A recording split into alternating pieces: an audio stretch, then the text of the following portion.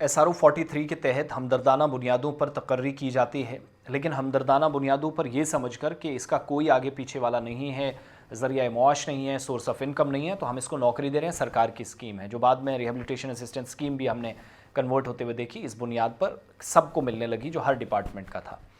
SRO 43 एक headmaster साहब हैं, वो गलत समझ बैठे। उनको लगा कि मैं हमदर्दी किसी के साथ रखता हूँ तो मैं किसी को भी लगा सकता हूँ और जैसे चाहूँ वैसे लगा सकता हूँ। साथियों, एक चार्जशीट फाइल हुई है।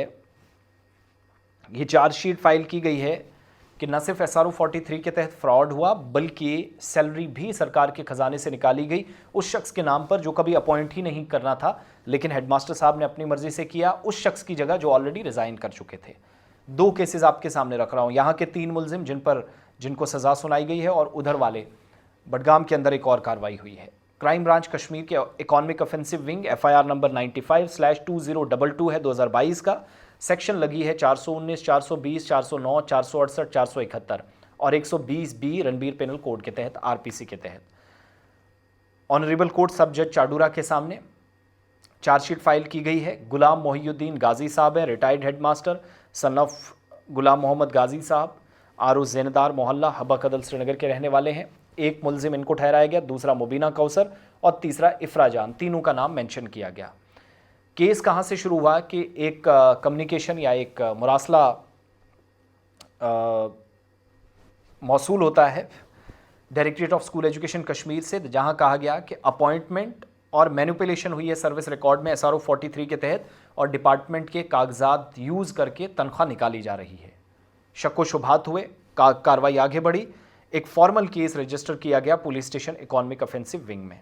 इन्वेस्टिगेशन में पता चला कि इफ्रा निसार SRO 43 के तहत लगी थी, लेकिन रिज़ाइन कर गई थी, किसी वजह से इस्तीफ़ा दे दिया।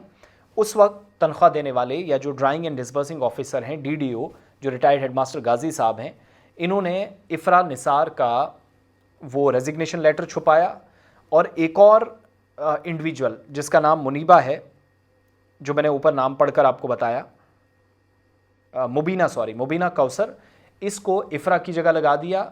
वो रिटायर हो चुकी है, इसको वहाँ पर लगा दिया और तनख्वाह इसके नाम से निकालते रहे, यानी रिटायर्ड एम्प्लॉय, उसके नाम पे तनख्वाह निकल रही है। ये रिकॉर्ड आगे लिख कर भेजा जा रहा है सरकार को। डॉक्यूमेंट्री और ओरल एविडेंस, शवाहिद सारे इकट्ठे किए गए, और एलिगेशंस जो लगे थे कि क्रिमिनल कॉन्स्पिरेसी थी, वो सही साबित हुए। सरकार के ख़जाने को नुकसान पहुँचाया गया और मुतल्लिका दफ़ात के तहत मुकदमा आगे बढ़ा, और ट्रांसपेरेंसी या शफाफियत और एहतसाब, पारदर्शिता को यकीनी बनाते हुए ये 3 लोग पकड़े गए। SRO 43 के तहत इफ्रा लगी है, इफ्रा रिटायर हो गई, कुर्सी खाली हो गई। ये सरकार को लिख कर देना चाहिए था DDO उस वक्त जो हेडमास्टर थे गाजी साहब, कि भाई साहब यहाँ कोई नहीं है, इसकी तनख्वाह मत निकालें। उन्होंने उसी जगह सरकार को बताए बगैर मुबीना कौसर नाम की एक और लड़की एडजस्ट कर दी। अब जब बेचारे को समझ ही नहीं आई, पता नहीं वो एजुकेशन डिपार्टमेंट में कैसे पढ़ा रहे थे आज तक, कि हमदर्दाना बुनियादों पर उनने हमदर्दी दिखाई, मुबीना कौसर को लगा दिया। ये पुलिस चार्जशीट में कह रही, मैं कोई अपनी कहानी नहीं सुना रहा हूँ। नंबर 1, अब इसी बडगाम की तरफ आइएगा, जहाँ पर साहब पकड़े गए हैं, सब इंस्पेक्टर हैं जो पुलिस में काम कर चुके हैं। इन्होंने भी लगभग यही काम किया, और मेरी तनख्वाह 2 साल और बढ़े, 2 साल सर्विस और कर पाऊँ, ये इन्होंने काम करते करते क्या कर दिया।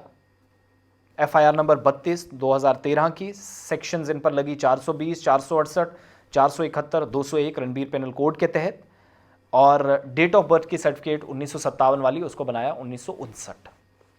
कैरेक्टर सर्टिफिकेट, मैट्रिक की सर्टिफिकेट, सारी चीज़ें 2 साल एक्सटेंशन करने के लिए ये सारा काम किया। ऑनरेबल कोर्ट सिटी जज श्रीनगर ने सेक्शन 420, 511, 468 RPC के तहत जो मुकदमात लगे थे, 5000 का जुर्माना और सिंपल इम्प्रिजनमेंट या सादा सज़ा जिसमें कैद व मशक्क़त नहीं होगी, उनको सज़ा सुनाई है सेक्शन 468 RPC के तहत। और अगर ये पेमेंट नहीं देते, ये 5000 जुर्माना अदा नहीं करते, तो 3 साल तो सज़ा है ही, 6 महीने और बढ़ जाएगी। डॉक्यूमेंट्स के साथ छेड़छाड़, फ्रॉड करना, सरकार के ख़जाने को लूटना, ये सारा सिलसिला है।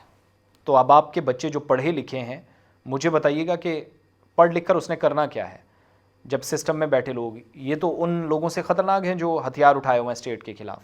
Unfortunate part. बहुत बहुत शुक्रिया।